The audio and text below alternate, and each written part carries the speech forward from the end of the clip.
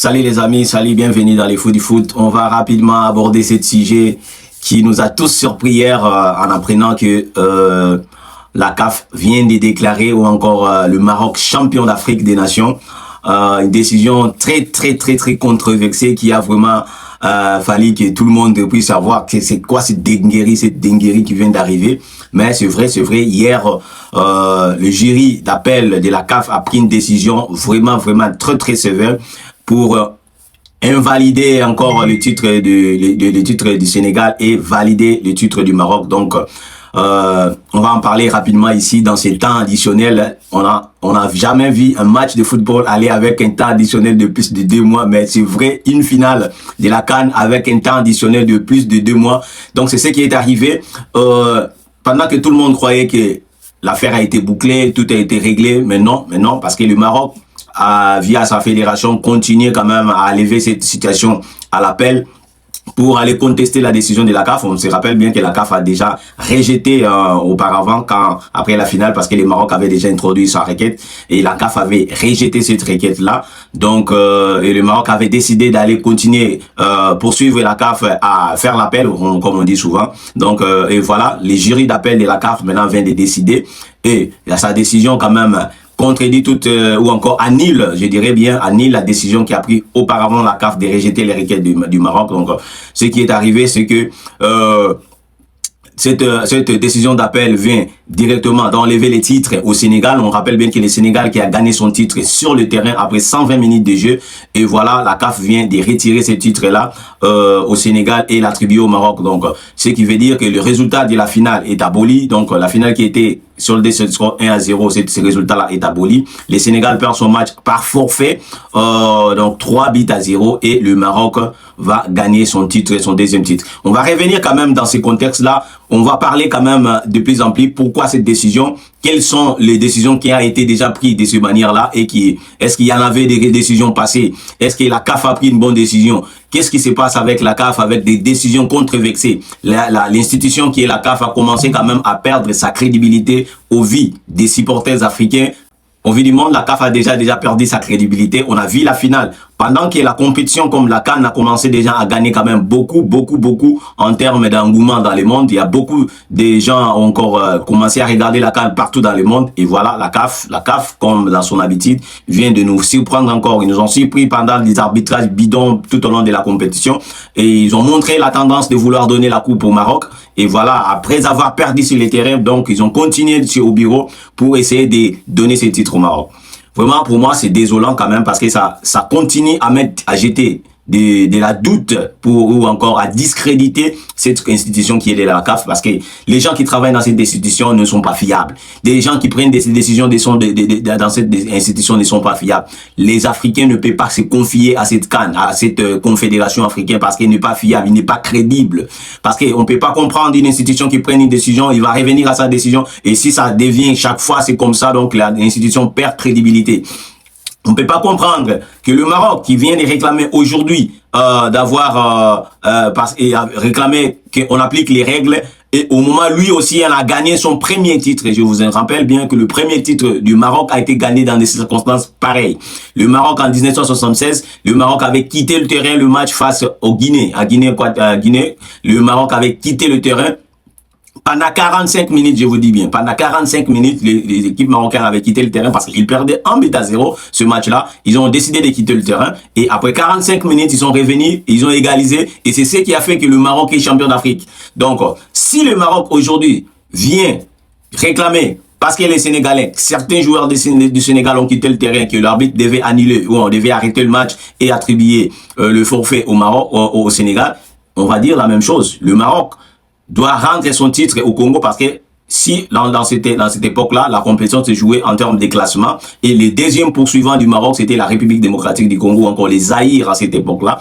Donc cela veut dire, si le Maroc aujourd'hui, sacré champion d'Afrique, donc on devait quand même retourner en arrière pour aussi l'enlever ces titres-là parce que ce sont des circonstances pareilles.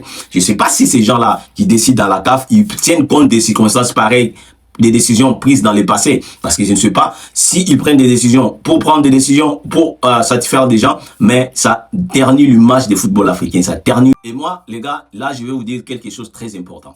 Ce que vous n'avez pas encore noté, c'est que Monsieur Patrice Motsepe est en train de détruire la CAF. Je vous dis vraiment, je vous le répète, mais c'est Patrice Motsepe, depuis qu'il est à la tête des CAF, il est en train. Je n'ai pas vu ce président-là défendre les intérêts du football africain depuis qu'il est là. Avant cette canne-là, on a vu que les clubs européens, même la FIFA, Infantino, qui est son ami droit, son bras, était là. Il a décidé que les joueurs africains quittent leur club à une semaine de la compétition. On n'a pas eu un président qui venait défendre sa compétition encore, défendre l'Afrique. Il devait défendre. Il n'a rien dit, pas de communiqué, pas de choses. Il n'a rien défendu. Et il a pris une décision d'arrêter avec la CHAN, le championnat d'Afrique des Nations, qui donnait droit aux joueurs locaux, les joueurs qui évoluent en Afrique, de s'épanouir. Il a pris cette décision d'abolir complètement cette compétition. Sans cette compétition, aujourd'hui, on ne connaissera pas les joueurs comme des Lamine Camara qui jouent du côté de Monaco, des Meshak Elia, ou encore des joueurs comme les gars qui jouent à Tottenham, le Malien, là, l'actuel capitaine du Malien, je m'échappe encore son nom. Si il n'y avait pas de Cannes, on ne devait pas avoir des joueurs. Les gardiens titulaires du Mali, les Djigui Diarra, tous ces jeunes-là, moi je les reconnais, j'ai connu comme joueurs parce qu'ils ont joué la CHAN, les CHAN plutôt. Mais aujourd'hui, ces gars-là, c'est entêté d'abolir cette compétition. Il ne s'est pas arrêté là, il est allé encore une fois pour prendre la décision de dire que non, à partir de 2029, la compétition majeure en Afrique, la CAN, ça se jouera dans tous les 4 ans. Ça ne sert pas les intérêts du football africain. Ces gars-là, c'est un businessman. Il va là où il y a l'argent. Et c'est ça qu'on voit. Avec des décisions pareilles, tu penses que les gens vont faire confiance à cette institution? Non, parce qu'il y a une institution qui n'assume pas ses décisions. Une institution qui tergiverse tout le temps avec des décisions bidons, avec des décisions fabriquées. Et la manière dont ces décisions sont prises, c'est ça qui sont inquiétants avec la CAF. La manière dont les décisions sont prises sont très, très inquiétantes. On ne peut pas prendre des décisions comme ça. Moi, si je suis marocain, je ne serais pas satisfait que je gagne les titres, 2 titres consécutifs dans de manière douteuse. Je ne serais pas content. Je pense que je connais des frères marocains, je connais des amis marocains et je ne pense pas qu'ils seront contents que leur équipe nationale gagne des titres. Au moins, ils ont perdu sur le terrain et être sacré champion d'Afrique de cette manière-là. On a vu même des réactions des joueurs marocains là qui réagissaient au après-midi. Et aujourd'hui, on voit quand même tous les joueurs marocains qui sont en train de célébrer cette compétition, célébrer la victoire, mais disons quand même. J'ai vu même Brahim Diaz, il a publié, il dit non, vous pouvez arrêter maintenant de s'en prendre à moi parce que j'ai raté la penalty, voilà, nous sommes champions. Mais comme frère, tu es un joueur, tu as eu la chance de donner les titres valables dans ton équipe et tu es content que ton équipe gagne la coupe dans cette manière-là, dans cette voie-là. Comme on dit en anglais, ça c'est the back door, the back door. You are champions in the back door. Tu ne peux pas être content comme ça, toi qui es joueur du Real Madrid. Est-ce que le Real Madrid en a gagné un championnat, un Champions League dans le backdoor? Donc, pour moi, il n'y a pas de fierté d'être champion de cette manière. Il n'y a pas de fierté. Il n'y a pas de fierté. Je ne sais pas si vous allez organiser un match amical et qu'après, on va vous attribuer la coupe ou je ne sais même pas comment. Moi, si je suis le joueur sénégalais, je ne rendrai jamais les médailles. Je m'en fous de votre compétition, votre médaille, je vous le replie là. Ça, c'est de la merde. La CAF commence à montrer quand même des limites. Et il nous faut maintenant des gens compétents. Il ne faut pas prendre des businessmen, mettre en tête. Il faut des gens qui connaissent le football. Des gens qui ont vécu le football. Vous voyez même les joueurs comme Sadio Mané. Je vais mettre son message ici. Là. Sadio Mané quand même est triste de voir qu'en Afrique, il y a des gens, pendant que les joueurs mouillent le maillot sur les terrains, il y a des gens au bureau qui prennent des décisions à l'encontre, qui attribuent les trophées. Ça décourage. Moi, j'ai dit, c'est cracher même sur le nerf des joueurs sénégalais. Les joueurs sénégalais ont mouillé le maillot pendant 120 minutes. 120 minutes. Et là, tu sors après 120 minutes, il gagne 1-0. Et tu viens avec ton arbitre, tu mets il y a 2 mois de temps additionnel.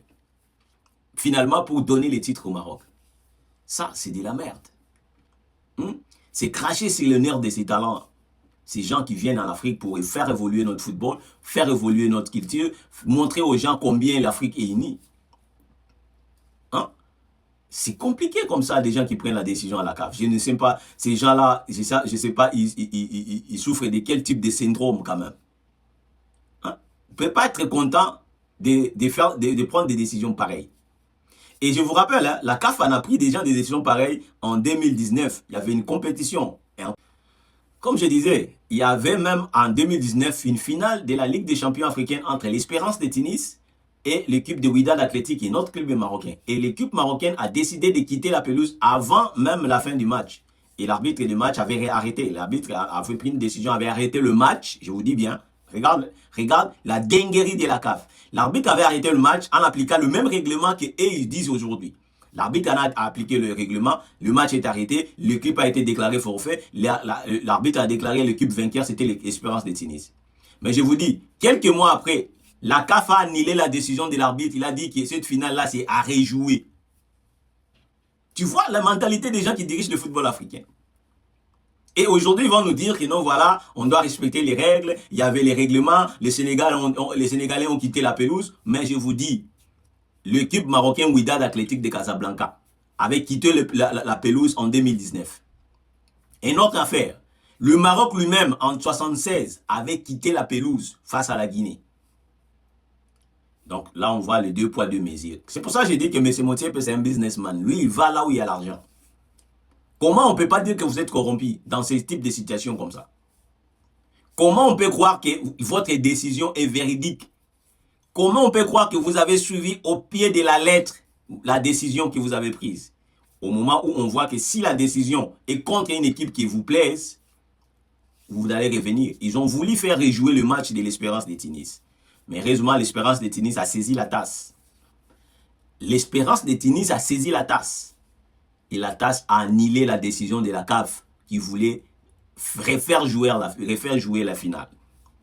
C'est ce que moi je conseille aux Sénégalais de doivent faire. Il faut aller à la tasse. La finale a été jouée pendant 120 minutes. Donc il y avait l'intégralité du match. Et l'arbitre avait sifflé la fin du match.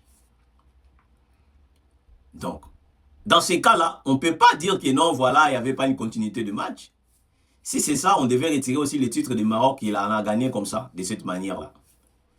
Donc, c'est ce qu'on ne veut pas dans la CAF. Cette compétition, cette organisation a déjà perdu sa crédibilité. On ne croit plus à cette organisation-là.